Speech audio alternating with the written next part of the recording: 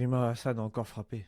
Cette fois, elle compare le 7 octobre à la guerre d'Algérie. C'est du terrorisme, mais comme des Algériens qui faisaient péter des cafés français, voilà le niveau les gars. Pour ceux qui ne connaissent pas Rima Hassan, c'est l'eurodéputée et les militantes pro-palestiniennes, juriste en droit international, est devenue une figure médiatique incontournable, mais aussi une machine à polémique et sa dernière sortie a déclenché une tollée. euh, Qu'est-ce que vous entendez par mode celui, opératoire terroriste?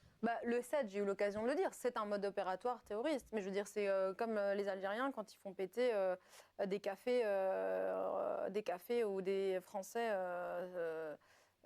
des cafés de Français en Algérie. Parce qu'arrive un moment où le FLN, en fait, se dit on en est à En gros, elle reconnaît le massacre, mais elle le relativise en le comparant au FLN contre des civils dans les années 50. N'importe quoi. Donc le message, c'est quoi? Oui, c'est terrorisme, mais ça se justifie. Il y a un précédent historique. En gros, la fameuse formule, c'est pas bien, mais en fait c'est légitime. plus de 100 ans de colonisation, on se fait massacrer, on a près d'1 million de martyrs.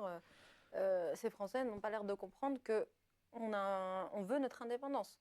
Et donc, je crois qu'il faut resituer en fait aussi ces mouvements. L'ANC de Nelson Mandela a été Non mais sauf que là, on parle pas de colonisation française en Algérie. On parle bien d'un massacre qui est planifié contre des civils israéliens en 2023. Et mettre ça sur le même plan, c'est soit de la mauvaise foi, soit une volonté claire de banaliser la violence. Et c'est toujours la même logique.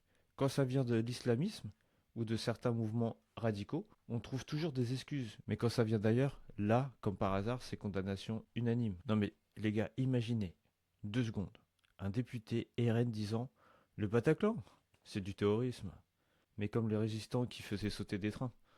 Ah, sa carrière elle serait terminée direct, hein, juste avec la fin de cette phrase. aussi classée terroriste.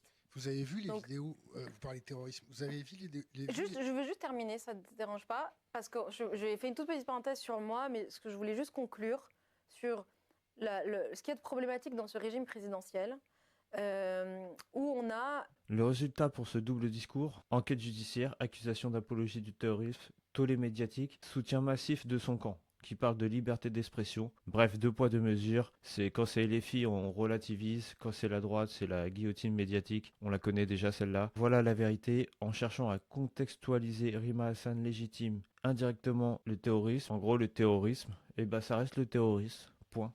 Pas besoin d'un mais, je sais pas quoi. Et vous en pensez quoi? C'est une analyse historique ou une justification masquée? À vous de me le dire.